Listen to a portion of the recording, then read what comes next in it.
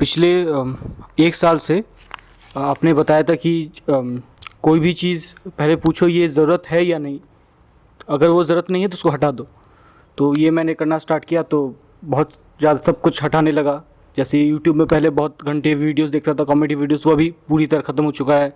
YouTube में कोई भी गाने कुछ नहीं सुनता क्योंकि उसकी ज़रूरत ही नहीं है। फेसबुक वगैरह उतना इम्पोर्टेंट नहीं है, तो सब जैसे हटा दिया। अब कुछ 2-3 महीने से बहुत ज़्यादा लोनलीनेस फील हो रहा है। अब ये लोनलीनेस सही नहीं जा रही है, तो अब कुछ और हटाने का मन नहीं कर रहा है क्योंकि अब कुछ हटाओ, जो हटाया है उसके पास दोबारा चले जाओ। वो भी किया था लेकिन उससे कुछ फ़ायदा नहीं होता है। फिर से और पास जाओ। लोनलीनेस अपने आप को बहुत होशियार समझती है। ये जो अकेलापन है, जो आंतरिक निर्जनता, तन्हाई है, ये सिर्फ यही नहीं कहती कि मैं परेशान हूँ, ये भी कहती है कि मैं परेशानी का समाधान जानती हूँ। बहुत होशियार समझती है अपने आप को।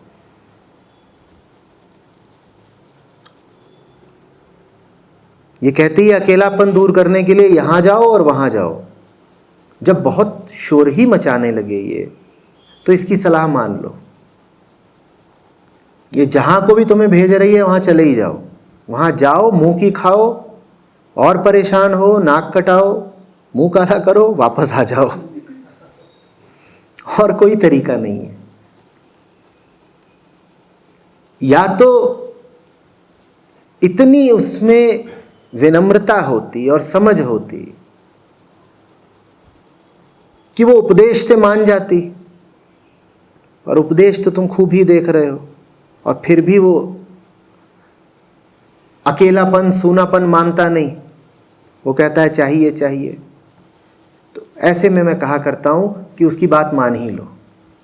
वो तुमसे कह रहा है कि जाओ कॉमेडी देखो, गाने देखो, सेक्स देखो, जो भी देखने को कह रहा है वो तुम कर ही डालो। कर डालो और फिर भीतर से छूटेगी भभकती हुई ग्लानि।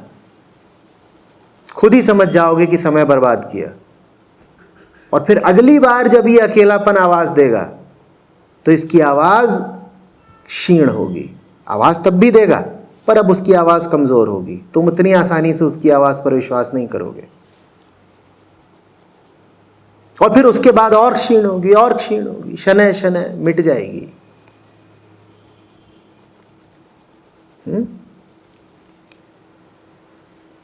हम ऐसे ही हैं। जो उपलब्ध नहीं होता वो और आकर्षक लगने लगता है। इसीलिए मैं कभी कहता ही नहीं कि किसी चीज को अपने लिए आरंभ में ही पूर्णतया वर्जित कर लो। जो तुमने अपने लिए प्रण करके वर्जित कर लिया, वो तुम्हारे चित्त पर अब राज करेगा, वही वही नाचेगा।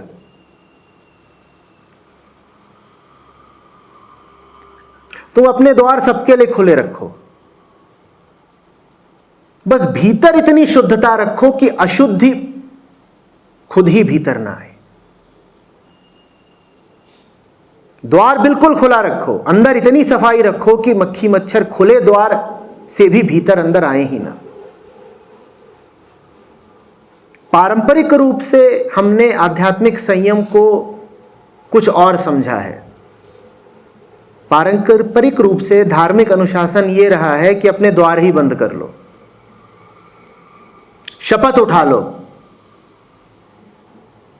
कि भोग की ओर नहीं जाना, विलास की ओर नहीं जाना, मनोरंजन की ओर नहीं जाना, स्त्री की ओर नहीं जाना, पुरुष की ओर नहीं जाना, धन की ओर नहीं जाना, आमोद प्रमोद की ओर नहीं जाना, इंद्रियगत सुख की ओर नहीं जाना। 50 तरह की वर्जनाएं लगा लो, द्वार बंद कर दो। यही रहा है ना पारंपरिक अनुशासन।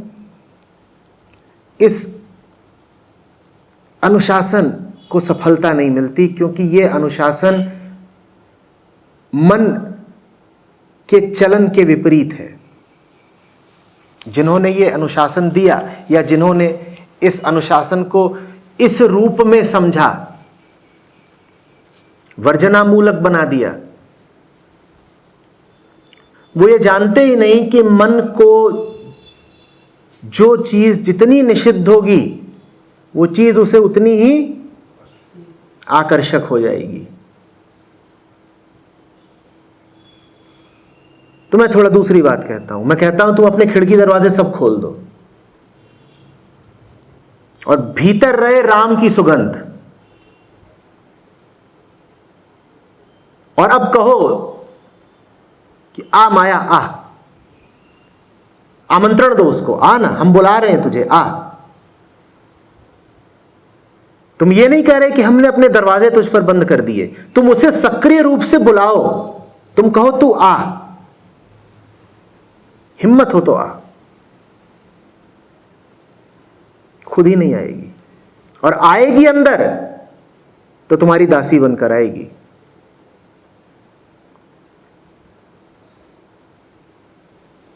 जीवन के प्रति दरवाजे बंद क्यों करने हैं? खुले रखो ना।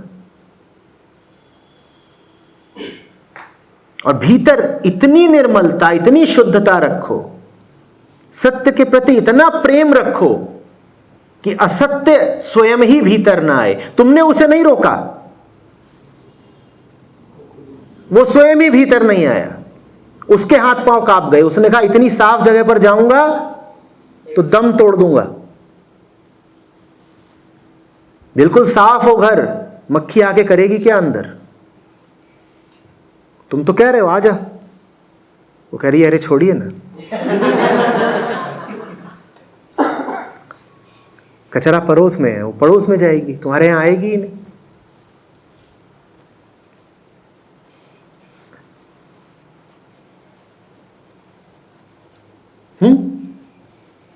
अब बादशाह हुए तुम। ये तो घर घुसनों का लक्षण है कि घर में घुस गए और दरवाजा बंद कर लिया है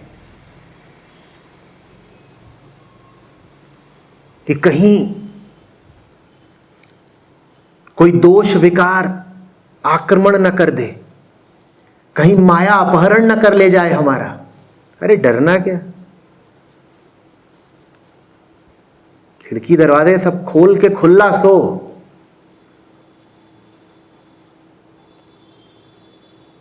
और उसको बोलो आ, तू भी साथ सो। आई नहीं, हम तो प्रतीक्षा कर रहे थे। अब हुई ना बादशाहत, ये हुई फकीरों फक्कड़ों वाली बात। ये थोड़ी कि अपना कोट धोती सब टाइट करके बांध लिया, बिल्कुल बंद कर दो और बत्तियां जला के सोना।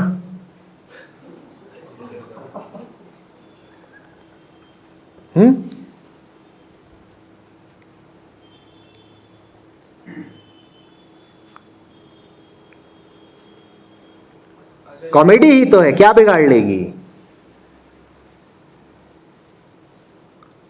देखते हैं भाई, तुम हमें हंसाना चाहते हो, आओ हंसाओ।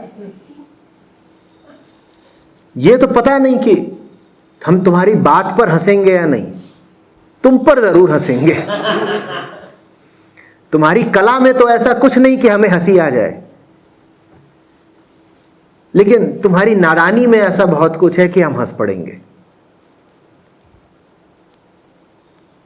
हमारा बिगाड़ क्या लोगे तुम?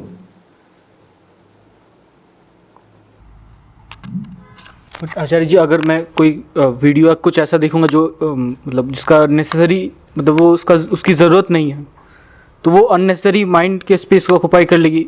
ये बात मन को समझा लो ना। उत्तम तो यही है कि तुम में इन चीजों के प्रति कोई आकर्षण हो ही ना। पर मैं अभी उस स्थिति की बात कर रहा हूं जिसमें ये चीजें तुम्हें बीच बीच में आकर्षक लगती हैं।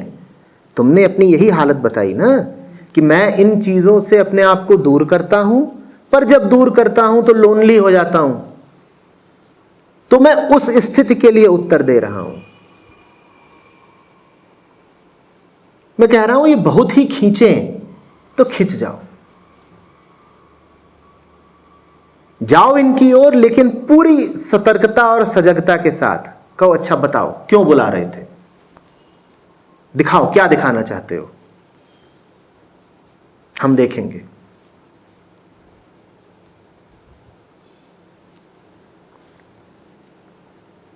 और अगर तुमने वाकई निरपेक्ष होकर सजगता के साथ देख लिया तो अगली बार देखने का मन नहीं करेगा। एक बार देखोगे और कहोगे देख लिया श्रीमन, देख लिया आप क्या दिखाना चाहते थे।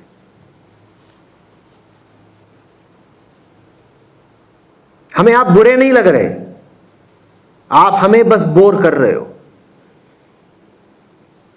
हमें आपके पास नहीं आना, इसलिए नहीं कि आप बहुत बुरे हो और हमारा कुछ नुकसान कर दोगे। हम आपके पास इसलिए नहीं आना चाहते क्योंकि आप हमें उबाते हो। कुछ नहीं है आपके पास ऐसा जिसमें जीवन हो, सत्य हो, उत्सव हो। ये मुर्दा हंसी है आपकी, ये झूठी हंसी है आपकी, ये हमें उबाऊ लगती है, बोरिंग लगती है। हमें वास्तव में मुस्कुराना है, हमें किसी कृष्ण की तरह मुस्कुराना है। हमें ये झूठे हंसी ठहाकों से क्या मतलब।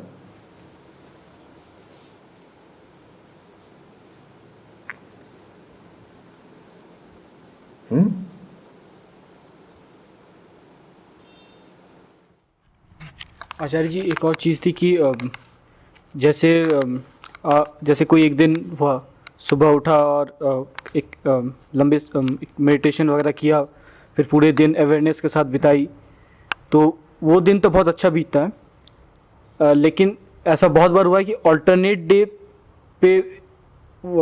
डे वाला सिचुएशन हमेशा आ जाता है। आज का दिन अगर बहुत अवेयरनेस के साथ बीता तो कल बहुत चांसेस है कि कल वो पूरा दिन ख़राब जाएगा, क्योंकि फिर कल जब पूरा दिन ख़राब चला जाता है तो फिर याद आता है कि नहीं, फिर अगले दिन फिर से तो अच्छा बीता है, फिर ख़राब हो जाता है। जैसे ऑल्टरनेट डे वाला पैटर्न बहुत नोटिस किया। अच्छा से क्या तात्पर्य है तुम्हारा? तुम्हें कैसे पता कोई दिन अच्छा बीता? वो दिन मतलब मैं बहुत ज़्यादा मतलब प्रेजेंट सा रहता हूँ, बहुत सेल्फ ग्राउंडेड रहता हूँ। एक देखो, अच्छे का परिणाम बुरा नहीं हो सकता। अच्छे का परिणाम बुरा नहीं हो सकता। अच्छे पेड़ पर सड़ा फल नहीं लग सकता। अच्छे दिन के बाद अगर अनिवार्य रूप से तुम्हारे पास बुरा दिन ही आ जा रहा है तो उस अच्छे दिन में ही कोई खोट है। बुरे दिन की बात छोड़ो, अच्छे दिन में ही धांधली है।